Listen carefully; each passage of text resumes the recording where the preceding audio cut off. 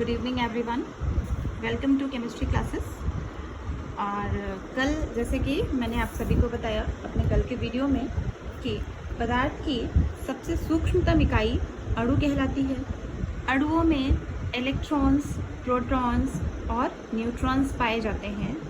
Neutrons तथा proton अणु के नाभिक में उपस्थित होते हैं तथा इलेक्ट्रॉन्स किसी भी अणु के कक्षक के नाभिक के चारों ओर एक निश्चित कक्षा में चक्रीय गति करते हैं। अब हम बात करें कि नाभिक के चारों ओर इलेक्ट्रॉन्स की जो गति होती है वो एक निश्चित कक्ष में होती है।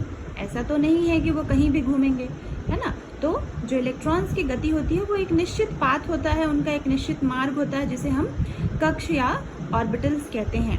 अब देखिए, इसको इलेक्ट्रॉन्स की गति समझने से पहले हम ये समझ लें कि इलेक्ट्रॉन्स पाए कहाँ जाते हैं। हमने कहा कि जो नाभिक होता है, मान लीजिए कि ये एक किसी हाइड्रोजन अणु का नाभिक है। नाभिक के अंदर न्यूट्रॉन्स और प्रोटॉन्स पाए जाते हैं। चूँकि प्रोटॉन प्लस चार्ज कैरी करता है इसलिए नाभिक हमेशा धनावेशित होता है तथा इलेक्ट्रॉन नाभिक के चारों ओर इस तरीके से एक वृत्तीय कक्ष में चक्कर लगाते रहते हैं। इलेक्ट्रॉन्स अपने साथ माइनस चार्ज कैरी करता है। इलेक्ट्रॉन्स स्वभाव में ऋणावेशित होते हैं।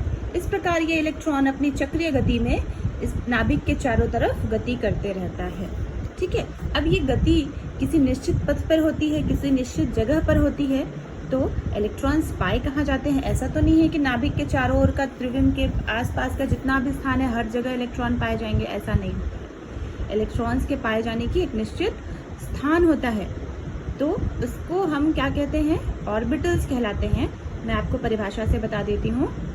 देखिए, नाभिक के, समझिएगा, नाभिक के चारों तरफ इलेक्ट्रॉन्स के पाए जाने की संभावना जिस स्थान पर सर्वाधिक होती है उसे ऑर्बिटल्स या कक्षक कहते हैं। ओके, नाभिक के, फिर से रिपीट कर रही हूँ, नाभिक के चारों तरफ इलेक्ट्रॉन्स के पाए जाने की संभावना जिस स्थान पर सर्वाधिक होती है, जहाँ पे मैक्सिमम प्रोबेबिलिटी होती है, उसे कक्षक या ऑर्बिटल्स कहते हैं। ओके, फॉर एग्जाम्पल ये हाइड्रोजन का नाभिक है, तो हाइड्रोजन प्रोटॉन, हाइड्रोजन की अगर हम बात करें, हाइड्रोजन अणु की, तो ये उसका नाभिक है और हाइड्रोजन में एक इलेक्ट्रॉन होता है क्योंकि हाइड्रोजन का परमाणु क्रमांक 1 होता है। तो एक ही इलेक्ट्रॉन पाया जाएगा और ये इलेक्ट्रॉन अपने निश्चित कक्षा में यहाँ पर चक्रीय गति करता है। तो हाइड्रोजन के लिए ये जो कक्ष है ये इसका ऑर्बिटल कहलाएगा। ओके, हाइड्रोजन के लिए ये पथ ऑर्बिटल कहलाएगा ना। अब हम बात करें तो जो ऑर्बिटल्स होते हैं उनके, ये तो एक कक्ष हो गई। ये पहला, मान लिया कि ये हाइड्रोजन में एक ही इलेक्ट्रॉन था इसलिए इसका पहला कक्ष है, ये फर्स्ट ऑर्बिटल है। यदि हीलियम की बात करेंगे या नाइट्रोजन की बात करें या ऑक्सीजन की बात करें जिनके परमाणु क्रमांक ज़्यादा होते हैं, तो उसमें इसी प्रकार के और वृत्तीय कक्ष होंगे जो और बड़े आकार के पाए जाएंगे। अतः परमाणु क्रमांक बढ़ने के साथ इस प्रकार से इन ऑर्बिटल्स की संख्या भी लगातार बढ़ती जाती है। तो ये हो गए ऑर्बिटल्स। अब ऑर्बिटल्स भी सब शेल्स में बटे हुए होते हैं। ये जो कक्षक होते हैं, कक्षक या ऑर्बिटल फर्दर सब शेल्स में बटे होते हैं, जिन्हें हम उपकोश कहते हैं, उपकोश या शेल कहते हैं। देखिए, ये जो शेल होते हैं ये 4 प्रकार के होते हैं। शेल्स 4 प्रकार के होते हैं। पहला है S, दूसरा है P, तीसरा है D और चौथा है। इन्हें हम शेल्स या सब शेल्स कहते हैं।